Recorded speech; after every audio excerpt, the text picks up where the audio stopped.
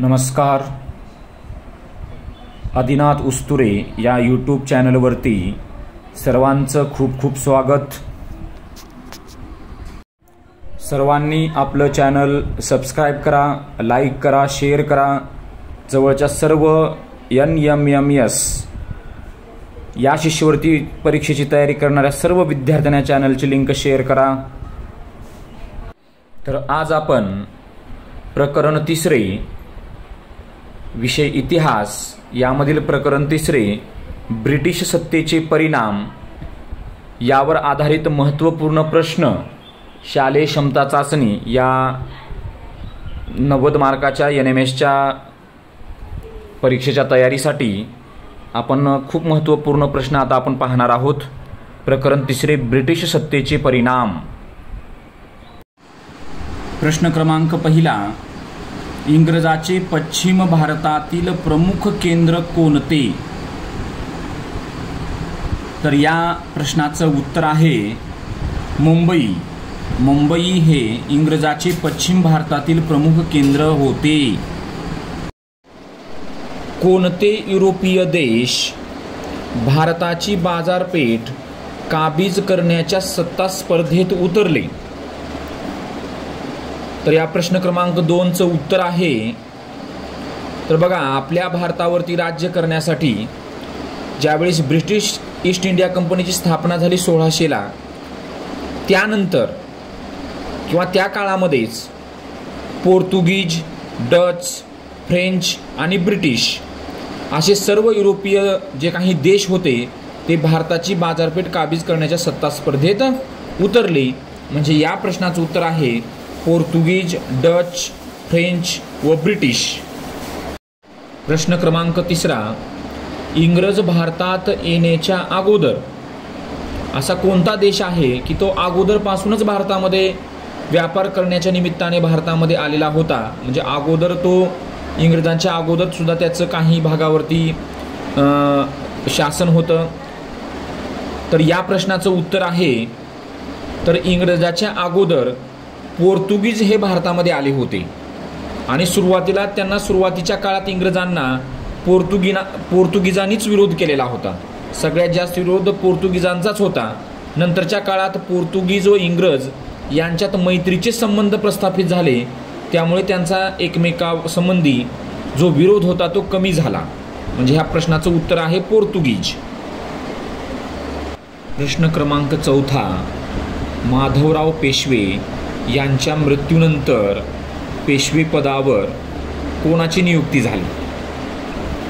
तर या प्रश्नाचं उत्तर आहे की माधवराव पेशवे यांचा जेव्हा मृत्यू झाला तेव्हा त्यांचे जे चुलते होते रघुनाथराव यांची पेशवेपदी नियुक्ती झालेली होती.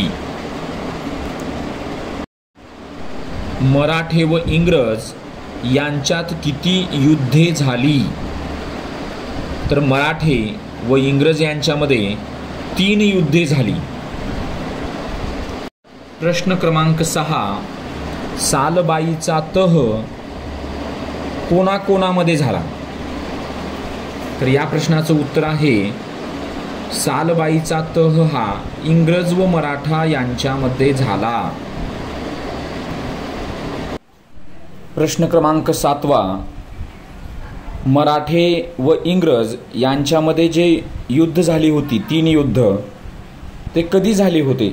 त्यांचं इसवी सन सांगायचं आहे. तर या प्रश्नाचं उत्तर आहे 1774 ते 1818 या दरम्यान मराठे व इंग्रज यांच्यामध्ये 3 युद्ध झाली. प्रश्न क्रमांक 8, सालबाईचा तह कधी झाला? तर सालबाईचा जो तह होता तो तह जे काही इंग्रज मराठा यांचं जे पहिलं युद्ध होतं ते युद्ध 1782 साली हा सालबाईचा तह होऊन पहिले इंग्रज मराठा युद्ध संपले होते. म्हणजे या प्रश्नाचं उत्तर आहे 1782. प्रश्न क्रमांक 9, लॉर्ड वेलस्ली हा गव्हर्नर जनरल म्हणून भारतात कधी आला होता? म्हणजे कोणत्या इसवी सन ते आपल्याला सांगायचं आहे. कोणत्या वर्षी तो गव्हर्नर जनरल म्हणून तो भारतात आला होता? तर या प्रश्नाचं उत्तर आहे 1798. 1798 मध्ये लॉर्ड वेलेस्ली हा गव्हर्नर जनरल म्हणून भारतात आला होता. प्रश्न क्रमांक 10. तैनाती फौजेचा करार यासाठी कोणत्या अटी घातल्या गेल्या? तर तैनाती फौजेचा करार यासाठी इंग्रजांनी भारतीयावर कोणकोणत्या अटी घातल्या गेल्या, आता ते आपण पुढील प्रमाणे एक एक अट पाहणार आहोत.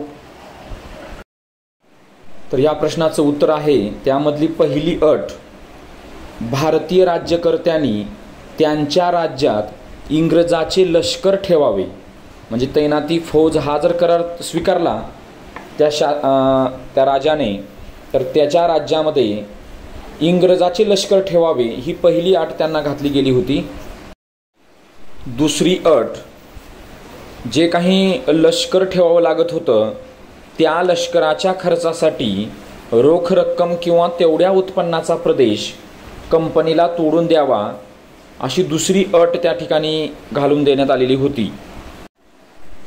तिसरी अट, तसेच जे काही भारतीय सत्ताधीश आहेत त्यांनी इंग्रजाच्या मदतीनेच किंवा इंग्रजाच्या मध्यस्थीनेच इतर सत्ताधीशाशी संबंध ठेवावे ही तिसरी अट.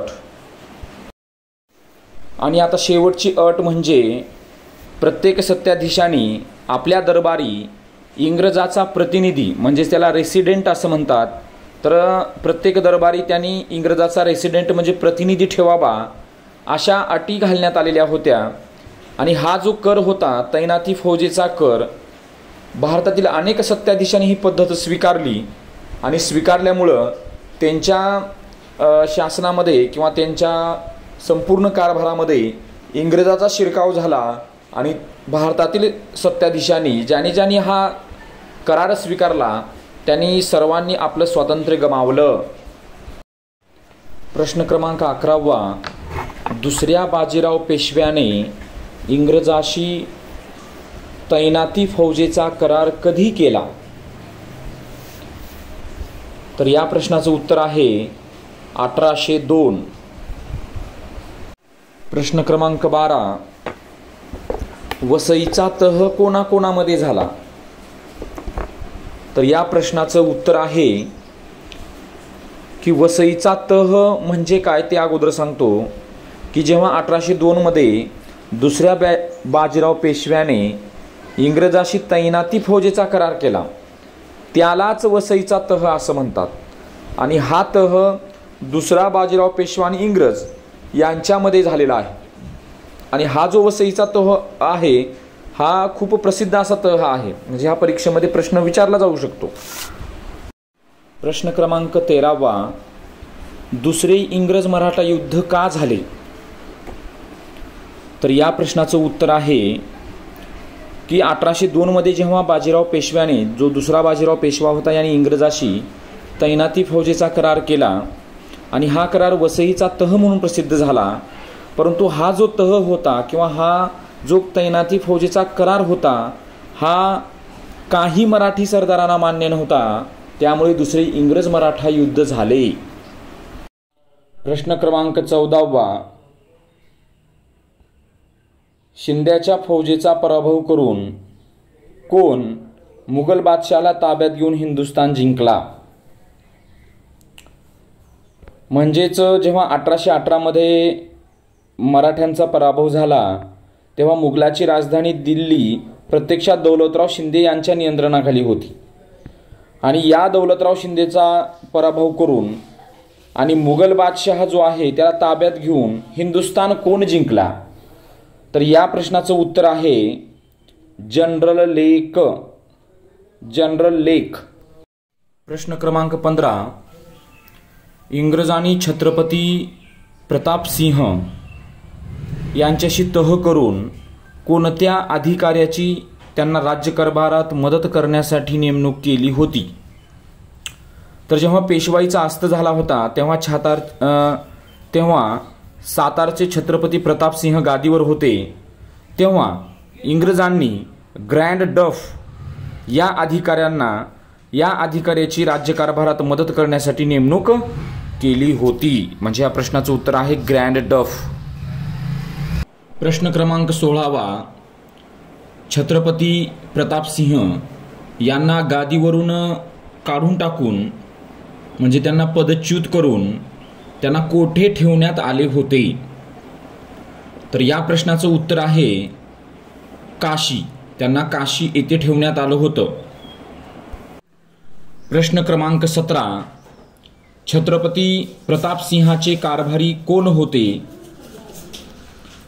ज्या व्यक्तीनं छत्रपती प्रतापसिंहावर जो अन्याय झालेला होता, त्यांना पदावरून काढून टाकण्यात आलेलं होतं, त्यांनी इंग्लंडपर्यंत जाऊन अन्यायाविरुद्ध दाद मागण्याचा प्रयत्न केला होता, परंतु त्यामध्ये त्यांना यश आलं नव्हतं. तर या प्रश्नाचं उत्तर आहे छत्रपती प्रतापसिंहाचे कारभारी रंगो बापूजी गुप्ते. रंगो बापूजी गुप्ते. प्रश्न क्रमांक 18. छत्रपती प्रतापसिंह यांचा मृत्यू केव्हा झाला होता? तर या प्रश्नाचं उत्तर आहे 1847. प्रश्न क्रमांक 19. कोणत्या इंग्रज अधिकाऱ्याने सातारचे राज्य खालसा केले? तर या प्रश्नाचं उत्तर आहे Lord Dalhousie. Lord Dalhousie. Chhatrapati Pratapsingh यांनी कधी व कोणता राजनीतिविषयक ग्रंथ लिहिला होता? तर या प्रश्नाचं उत्तर आहे 1827 मध्ये राजनीतिविषयक सभानीती नावाचा एक ग्रंथ छत्रपती प्रतापसिंहांनी लिहिला होता. 1827 सभानीती हा ग्रंथ राजनीतिविषयक होता. प्रश्न क्रमांक 21वा. छत्रपती प्रतापसिंह यांनी सातारा शहरामध्ये कोणकोणती महत्त्वपूर्ण त्यांनी कामे केली? तर या प्रश्नाचं उत्तर आहे, आपण पुढील प्रमाणे त्याचे उत्तर बघूया. कोणकोणती त्यांनी महत्त्वपूर्ण कामे केलेली आहेत? त्यांचं पहिलं काम, त्यांनी सातारा शहरातील येवतेश्वराच्या देवालयाच्या मागील बाजूस महादरा येथे तलाव बांधून त्याचे पाणी संपूर्ण शहरामध्ये खेळवले. एक महत्त्वपूर्ण कार्य त्यांचं उल्लेखनीय आहे. रस्त्याच्या दोन्ही बाजूंना झाडे लावली. मुलामुलींना संस्कृत, मराठी, इंग्रजी शिकण्यासाठी पाठशाळा बांधली.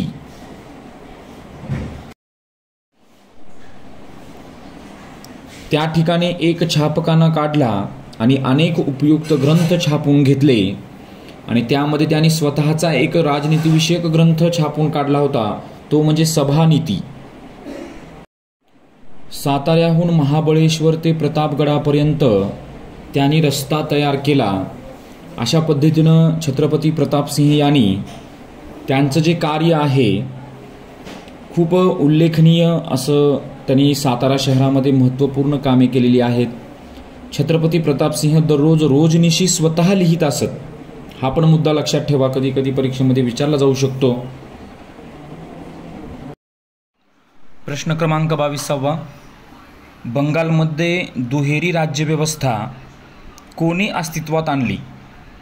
म्हणजे दुहेरी राज्यव्यवस्था कोणी सुरू केली बंगालमध्ये? तर या प्रश्नाचं उत्तर आहे रॉबर्ट क्लाइव्ह. Robert Clive. प्रश्न क्रमांक 23वा. दुहेरी राज्यव्यवस्था म्हणजे काय? तर या प्रश्नाचं उत्तर पुढील प्रमाणे. तर दुहेरी राज्यव्यवस्था म्हणजे महसूल गोळा करण्याचे काम कंपनीने हाती घेतले, म्हणजे ईस्ट इंडिया कंपनीने हाती घेतले, तर शांतता व सुव्यवस्था राखण्याचं काम हे बंगालच्या नवाबाकडे ठेवले. यालाच दुहेरी राज्यव्यवस्था असे म्हणतात. प्रश्न क्रमांक 24वा. दुहेरी राज्यव्यवस्था कधी अस्तित्वात आली? तर या प्रश्नाचं उत्तर आहे दुहेरी राज्यव्यवस्था 1765 मध्ये दुहेरी राज्यव्यवस्था बंगालमध्ये रॉबर्ट क्लाइव्हने सुरू केली. म्हणजे या प्रश्नाचं उत्तर आहे 1765. प्रश्न क्रमांक 25वा. कोणत्या कायद्यानुसार बंगालच्या गव्हर्नरला गव्हर्नर जनरल असा हुद्दा देण्यात आला? तर या प्रश्नाचं उत्तर आहे 1773चा रेग्युलेटिंग ॲक्ट. तर 1773च्या रेग्युलेटिंग ॲक्टनुसार बंगालच्या गव्हर्नरला गव्हर्नर जनरल असा हुद्दा देण्यात आला. म्हणजे या प्रश्नाचं उत्तर आहे 1773चा रेग्युलेटिंग ॲक्ट. प्रश्न क्रमांक 26वा. 1773च्या रेग्युलेटिंग ॲक्टनुसार कोण गव्हर्नर जनरल झाला? तर 1773च्या रेग्युलेटिंग ॲक्टनुसार लॉर्ड वॉरन हेस्टिंग्ज हा गव्हर्नर जनरल झाला. म्हणजे या प्रश्नाचं उत्तर आहे Lord Warren Hastings. Lord Warren Hastings या गव्हर्नर जनरलच्या मदतीला किती सदस्याची समिती नेमण्यात आली? तर जेव्हा लॉर्ड वॉरन हेस्टिंग्ज हा 1773च्या रेग्युलेटिंग ॲक्टनुसार बंगालचा गव्हर्नर जनरल झाला, तेव्हा त्याच्या मदतीला किती सदस्याची समिती नेमण्यात आली होती? तर या प्रश्नाचं उत्तर आहे 4 सदस्याची समिती नेमण्यात आली. प्रश्न क्रमांक 28. 1773च्या रेग्युलेटिंग ॲक्टनुसार लॉर्ड वॉरन हेस्टिंग्ज हा पहिला गव्हर्नर जनरल झाला होता, तर त्याला कोणते अधिकार मिळाले होते? तर या प्रश्नाचं उत्तर पुढील प्रमाणे. तर या प्रश्नाचं उत्तर आहे लॉर्ड वॉरन हेस्टिंग्ज हा बंगालचा गव्हर्नर जनरल झाला, तर त्याला मुंबई व मद्रास इलाख्याच्या धोरणावर नियंत्रण ठेवण्याचा अधिकार मिळाला. मुंबई व मद्रास इलाख्याच्या धोरणावर नियंत्रण ठेवण्याचा अधिकार. प्रश्न क्रमांक 29वा. 1784 मध्ये भारतविषयक कोणता कायदा मंजूर झाला? तर या प्रश्नाचं उत्तर आहे 1784 मध्ये पीटचा भारतविषयक कायदा मंजूर झाला. प्रश्न क्रमांक 30वा. इंग्रजाच्या भारतातील प्रशासनाचे प्रमुख आधारस्तंभ कोणते? तर या प्रश्नाचं उत्तर पुढील प्रमाणे. तर या प्रश्नाचं उत्तर आहे की इंग्रजाच्या भारतातील प्रशासनाचे प्रमुख आधारस्तंभ हे मुलकी नोकरशाही, लष्कर, पोलीस दल व न्यायसंस्था हे इंग्रजाच्या भारतातील प्रशासनाचे प्रमुख आधारस्तंभ होते. प्रश्न क्रमांक 31. भारतात नोकरशाहीची निर्मिती कोणी केली? तर या प्रश्नाचं उत्तर आहे लॉर्ड कॉर्नवॉलिस. लॉर्ड कॉर्नवॉलिस यांनी भारतात नोकरशाहीची निर्मिती केली. प्रश्न क्रमांक 32वा. नोकरशाहीची निर्मिती केल्यानंतर कंपनीच्या अधिकाऱ्यांना कोणता नियम घालून दिला? तर या प्रश्नाचं उत्तर आहे की कंपनीच्या अधिकाऱ्यांनी कोणताही खाजगी व्यापार करू नये हा नियम त्यांनी घालून दिला आणि त्यासाठी त्यांनी अधिकाऱ्यांचे पगारसुद्धा वाढवले. अशा प्रकारे नोकरशाहीचा जनक म्हणून सुद्धा लॉर्ड कॉर्नवॉलिस यांना ओळखलं जातं. प्रश्न क्रमांक 33वा. जिल्हा शासनाचा प्रमुख कोण असे?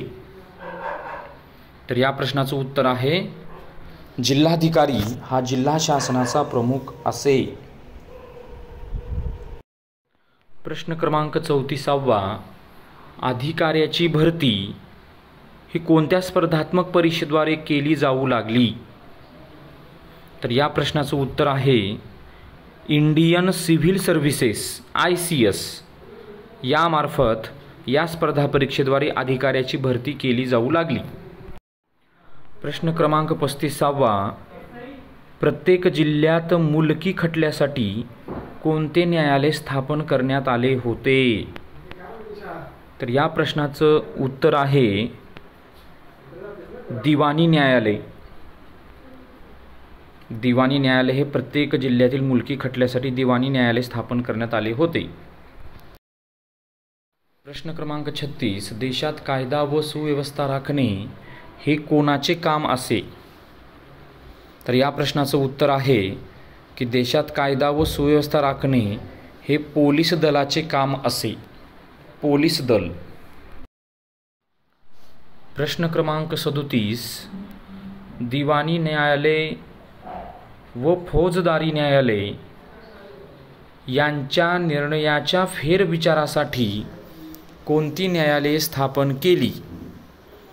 तर या प्रश्नाचं उत्तर आहे तर दिवाणी न्यायालय म्हणजे काय आपण पाहिलं की प्रत्येक जिल्ह्यात मुलकी खटल्यासाठी दिवाणी न्यायालय स्थापन केले आणि फौजदारी खटल्यासाठी फौजदारी न्यायालय स्थापन केले आणि हे जे निर्णय घेतात यांच्या निर्णयाच्या फेरविचारासाठी उच्च न्यायालय स्थापन केली. म्हणजे या प्रश्नाचं उत्तर उच्च न्यायालय. प्रश्न क्रमांक 38. कोणाच्या नेतृत्वाखाली स्थापन केलेल्या विधी समितीने कायद्याची संहिता तयार केली? तर या प्रश्नाचं उत्तर आहे लॉर्ड मेकॉले. तर लॉर्ड मेकॉलेच्या नेतृत्वाखाली एक विधी समिती स्थापन केली होती आणि या समितीने कायद्याची संहिता तयार केली. प्रश्न क्रमांक 39. राज्याच्या उत्पन्नाचे प्रमुख साधन कोणते होते? तर या प्रश्नाचं उत्तर आहे तर जमीन महसूल हे राज्याच्या उत्पन्नाचे प्रमुख साधन होते. जमीन महसूल. प्रश्न क्रमांक 40. शेतीचे व्यापारीकरण म्हणजे काय? तर या प्रश्नाचं उत्तर आहे अन्नधान्याच्या लागवडीपेक्षा नफा मिळवून देणारी व्यापारी पिके घेण्यावर जो भर दिला जाऊ लागला त्या प्रक्रियेला शेतीचे व्यापारीकरण असे म्हणतात. म्हणजे आपल्याला दररोजच्या दैनंदिन जीवनामध्ये जे अन्नधान्य लागतं ती लागवड करण्यापेक्षा ज्या पिकातून आपल्याला जास्तीत जास्त नफा मिळेल तीच पिके शेतामध्ये घेऊ लागली आणि या प्रक्रियेला शेतीचे व्यापारीकरण असे म्हणतात. प्रश्न क्रमांक 41. कोणत्या काळात भारतात मोठे दुष्काळ पडले होते? तर या प्रश्नाचं उत्तर आहे 1860 ते 1900 या काळात भारतात मोठे दुष्काळ पडले होते. प्रश्न क्रमांक 42. भारतातील पहिली रेल्वे कधी व कोठे कोणत्या मार्गावर सुरू झाली? तर या प्रश्नाचं उत्तर आहे 1853 मध्ये मुंबई ते ठाणे या मार्गावर रेल्वे सुरू झाली. प्रश्न क्रमांक 43. भारतात तारायंत्राद्वारे संदेश पाठवण्याची यंत्रणा इंग्रजांनी भारतात कधी सुरू केली होती? तर या प्रश्नाचं उत्तर आहे ज्या वर्षी रेल्वे चालू झाली त्याच वर्षी तारायंत्राद्वारे संदेश पाठवण्याची यंत्रणा सुरू झाली. म्हणजेच या प्रश्नाचं उत्तर आहे 1853. प्रश्न क्रमांक 44. मुंबईत पहिली कापड गिरणी कोणी व कधी सुरू केली होती? तर या प्रश्नाचं उत्तर आहे इसवी सन 1853 मध्ये कावसजी नानाभाई दावर यांनी मुंबईत पहिली कापड गिरणी सुरू केली. इसवी सन 1853 कावसजी नानाभाई दावर. प्रश्न क्रमांक 45. तागाची पहिली गिरणी कधी व कोठे सुरू झाली? तर या प्रश्नाचं उत्तर आहे इसवी सन 1855 मध्ये बंगालमधील रिश्रा येथे तागाची पहिली गिरणी सुरू झाली. 1855 बंगालमधील रिश्रा हे ठिकाण. प्रश्न क्रमांक 46. टाटा आयर्न अँड स्टील कंपनीचा पोलाद निर्मितीचा कारखाना कोणी व कधी सुरू केला? तर या प्रश्नाचं उत्तर आहे 1907 साली जमशेदजी टाटा यांनी जमशेदपूर येथे टाटा आयर्न अँड स्टील कंपनीचा पोलाद निर्मितीचा कारखाना स्थापन केला. म्हणजे या ठिकाणी 3 गोष्टी लक्षात ठेवणं गरजेचं आहे. ते म्हणजे 1907 साली जमशेदजी टाटा यांनी आणि जमशेदपूर हे ठिकाण, हे 3 गोष्टी ह्या प्रश्नासाठी महत्त्वपूर्ण आहेत. प्रश्न क्रमांक 47. एशियाटिक सोसायटी ऑफ बंगाल ही संस्था कोणी, कधी व कोठे स्थापन केली? तर या प्रश्नाचं उत्तर आहे 1784 साली विल्यम जोन्स या इंग्रज अधिकाऱ्याने कोलकाता येथे एशियाटिक सोसायटी ऑफ बंगाल ही संस्था स्थापन केली. म्हणजे विल्यम जोन्स, 1784 आणि कोलकाता, हे 3 गोष्टी लक्षात ठेवा. प्रश्न क्रमांक 48. मॅक्स म्युलर हा कोणत्या देशाचा होता? तर या प्रश्नाचं उत्तर आहे मॅक्स म्युलर हा जर्मन देशाचा होता आणि तो जर्मन विचारवंत म्हणून प्रसिद्ध होता. भारतीय धर्म, भाषा, इतिहास या सर्व गोष्टीचा तो गाढा अभ्यासक होता. प्रश्न क्रमांक 49. सतीबंदीचा कायदा कोणी व कधी केला? तर या प्रश्नाचं उत्तर आहे 1829 मध्ये लॉर्ड बेंटिकने सतीबंदीचा कायदा केला. 1829 लॉर्ड बेंटिक. प्रश्न क्रमांक 50. विधवा पुनर्विवाहाला मान्यता देणारा कायदा कधी व कोणी केला? तर या प्रश्नाचं उत्तर आहे 1856 मध्ये लॉर्ड डलहौसीने विधवा पुनर्विवाहाला मान्यता देणारा कायदा केला. प्रश्न क्रमांक 51. कोणाच्या शिफारशीनुसार भारतामध्ये इंग्रजी शिक्षण सुरू करण्यात आले आणि ते कधी सुरू करण्यात आले? तर या प्रश्नाचं उत्तर आहे लॉर्ड मेकॉलेच्या शिफारशीनुसार 1835 मध्ये भारतात इंग्रजी शिक्षण सुरू करण्यात आले. लॉर्ड मेकॉले आणि इसवी सन 1835. प्रश्न क्रमांक 52. कोणत्या वर्षी कोलकाता, मुंबई, मद्रास म्हणजे चेन्नई या विद्यापीठाची स्थापना करण्यात आली होती? तर या प्रश्नाचं उत्तर आहे 1857 मध्ये कोलकाता, मुंबई, मद्रास या विद्यापीठाची स्थापना करण्यात आली होती.